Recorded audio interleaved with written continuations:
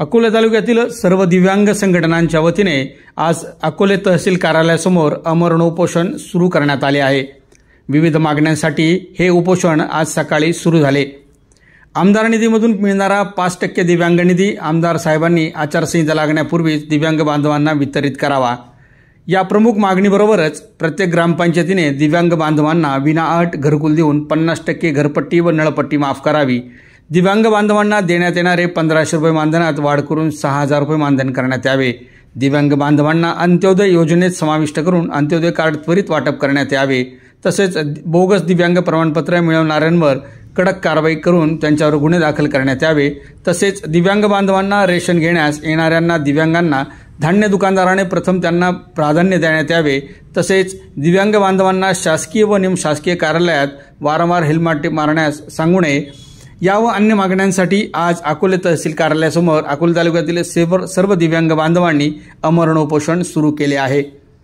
या उपोषणामध्ये दिव्यांग संघटनांचे कार्यकर्ते, पदाधिकारी, नेते या उपोषणामध्ये सहभागी झाले आहेत।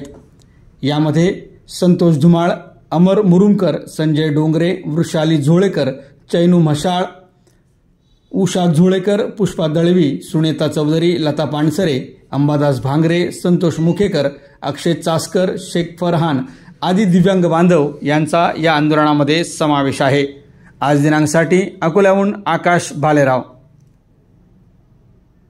आज म्हणजे दिव्यांगांना, अख्ख्या तालुक्यातल्या दिव्यांगांना गोळा करण्याचं काम यायला नव्हतं लागत, कारण आज सरकार आहे युती आघाडीचं, आणि ह्या आघाडीचं सरकार असतानाही आज दिव्यांगांना मोर्चा काढावा लागतो। शेवटचा आचारसंहिता उद्या किंवा परवाला चालू होईल, आणि तीच आचारसंहिता चालू व्हायच्या अगोदर आम्हाला मोर्चा काढावा लागतो, ही एक खंतता आहे।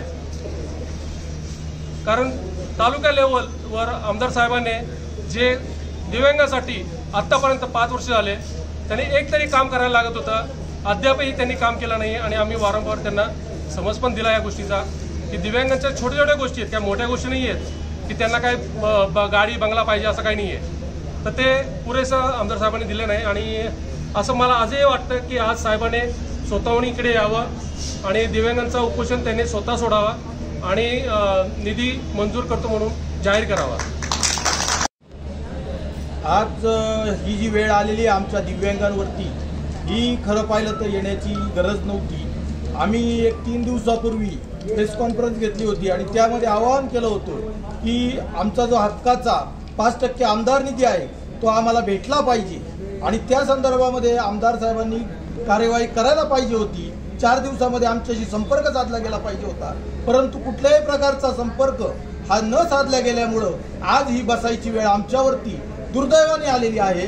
आणि ही वेळ आल्यामुळं आज आम्ही दिव्यांग बांधव तमाम तालुक्यातले अत्यंत दुःखी आहोत।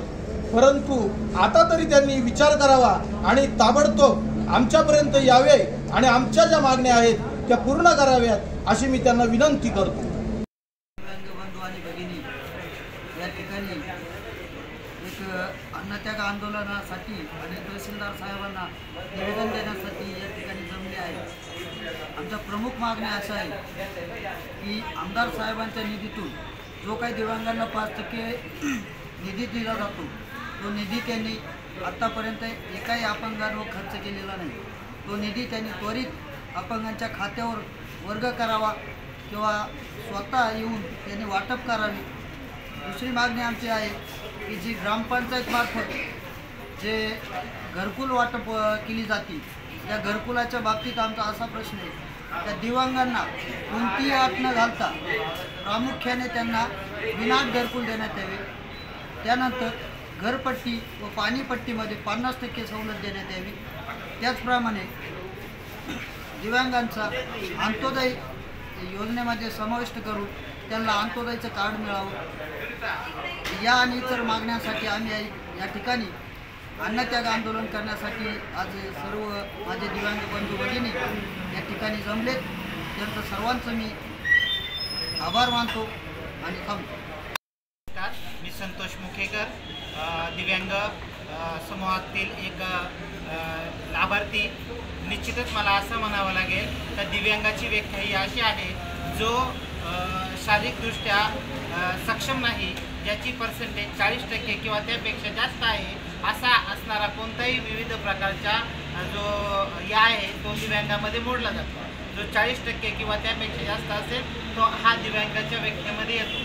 मला निश्चितच असं म्हणावं लागेल तर ह्या दिव्यांगांना म्हणजे जे अपंग म्हणून उल्लेखलं जातं त्या दिव्यांगांसाठी ज्या काही गोष्टी आहेत त्या मी अपेक्षा मागण्या आज आम्ही निश्चितच तहसीलदार साहेबांसमोर मांडलेल्या आहेत आणि त्यांच्या पूर्व परवानगीने लोकशाही मार्गाने सगतशील मार्गाने आम्ही यासाठी अन्नत्याग करून आज तहसील कार्यालयासमोर बसलेलो आहोत.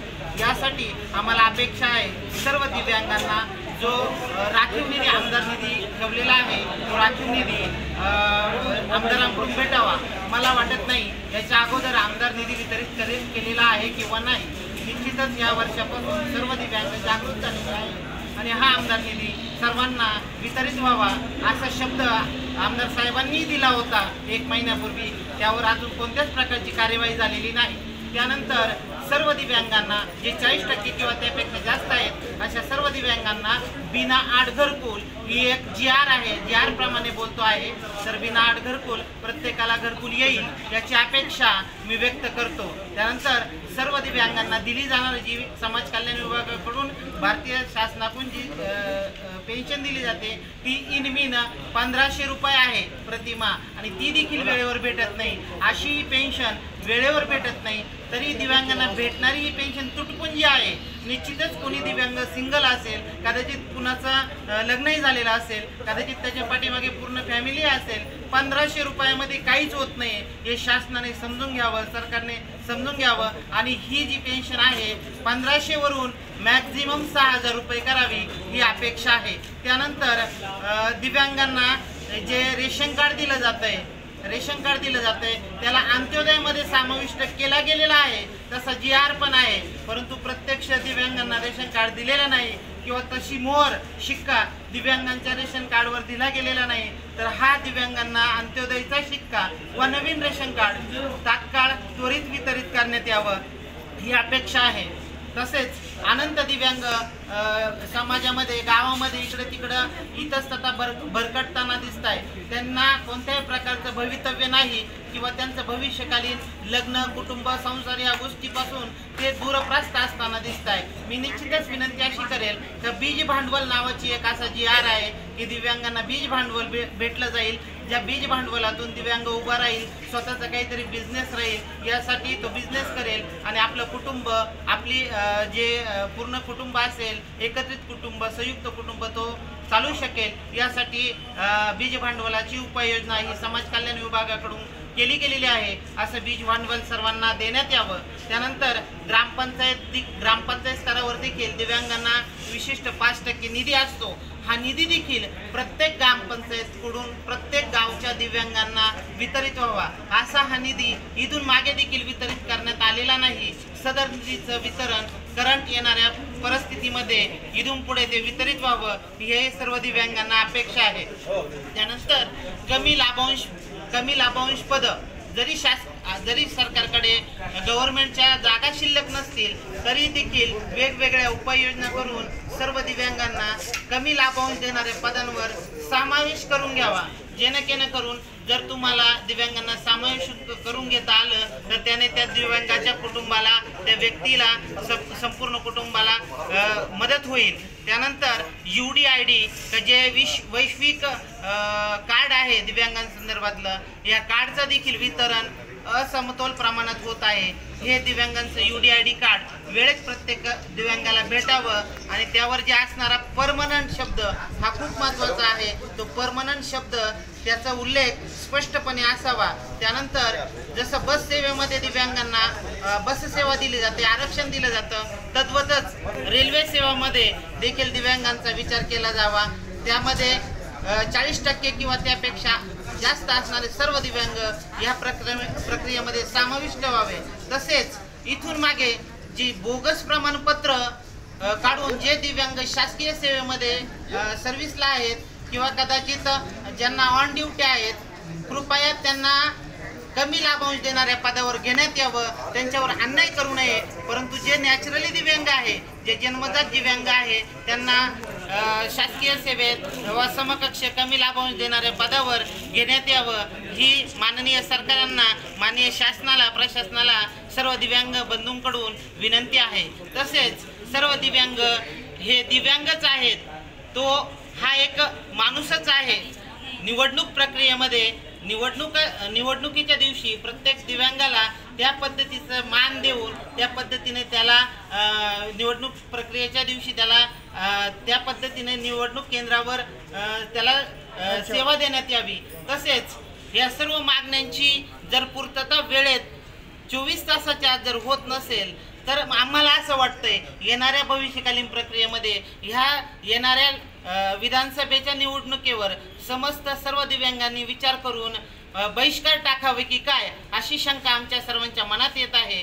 तर सर्व दिव्यांगांना लवकरात लवकर सेवा पुरवण्यात यावी। जे प्रशासकीय कर्मचारी आहेत किंवा जे आमदार वगैरे खासदार आहेत त्यांनी कृपया ह्या सर्व दिव्यांगांच्या मागण्यांचा विचार करावा।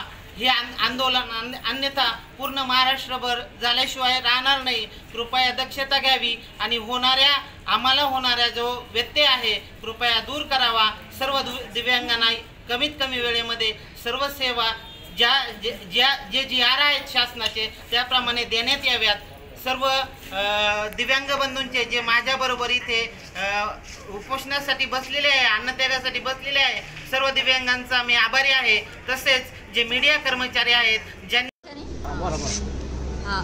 पुष्पा विलास दळवी, मी असे इच्छून सांगते की आमदारांनी आम्हाला लय अडचणीत टाकू नये, जे आहे ते आमचं मानधन देण्यात यावा आणि आमदार आमच्यापर्यंत यावा। आमदारांनी आम्हाला खूप वेळा आम्हाला ऑफिसला बोलवलं, पण आमदारांना म्हणा तुम्ही पण एकदा आमच्यासाठी यावा आणि आमचं काय असेल ते एक मानधनाला मान्यता देऊन आमचं ते पूर्ण करावे। आणि माझं सांगण्याचं तात्पर्य असं आहे, अनंत दिघे घरकुल योजना आहे त्याच्यातूनही आम्हाला त्याची मदत करावी आणि आमची 1500वरून पेन्शन 6000 करण्यात यावी आणि ग्रामपंचायतमध्ये राखीव जागा ज्या असतात अपंगांना तिथं अपंगच भरले गेले पाहिजे, तिथं चांगले फायदा घेतात आणि आम्ही अपंग वंचित राहतो हे साहेबांना समजलं पाहिजे।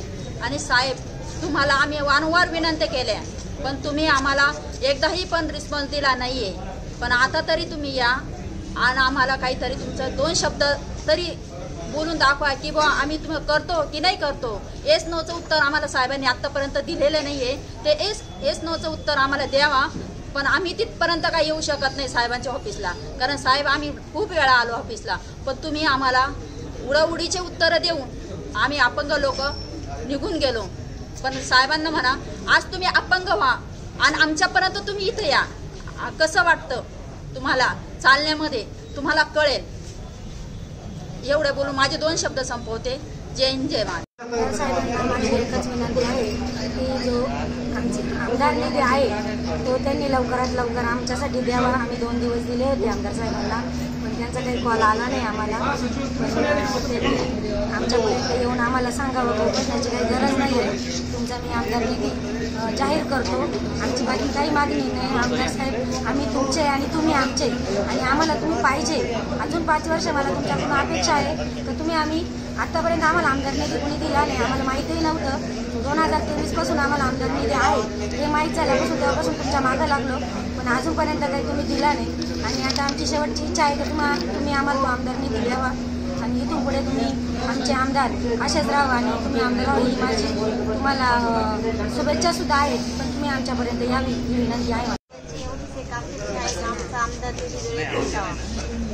आमदार साहेब दरवेळेस टाळाटाळ करतात, आज एवढं आम्ही जाऊन पण ते काही सांगत नाही। बस एवढंच आमचं आहे, आज एवढे जमले आहे ते फक्त आमच्या आमदार निधीसाठी, बाकीचे प्रश्न सोडवू। ज्या वेळेला आम्ही त्यांच्याकडे आमदार निधीसाठी गेलेलो होतो त्यावेळेला त्यांनी सांगितलेलं होतं आम्हाला की माझा सुद्धा भाऊ अपंग आहे, मी त्याच्या सगळ्या तरतुदी पुऱ्या करतो, पण आमच्या तरतुदी कोण पुऱ्या करणार, आम्हाला तर तुमच्याकडूनच आशा आहे। तेव्हा आमदार साहेबांनी आम्हाला आहे ना तो निधी लवकरात लवकर द्यावा, कारण आम्ही त्याचा व्हिडिओ सुद्धा काढून घेतलेला आहे, तो व्हिडिओ सुद्धा आमच्याकडे आहे। जसा तो तुमचा भाऊ आहे तसा तो आमचाही भाऊ आहे, आमचाही थोडाफार विचार करावा ही विनंती लवकरात लवकर आमदार निधीसाठी आम्हाला निर्णय द्यावा ही आमच्या सर्व बांधवांची कळकळीची विनंती आहे. खास करून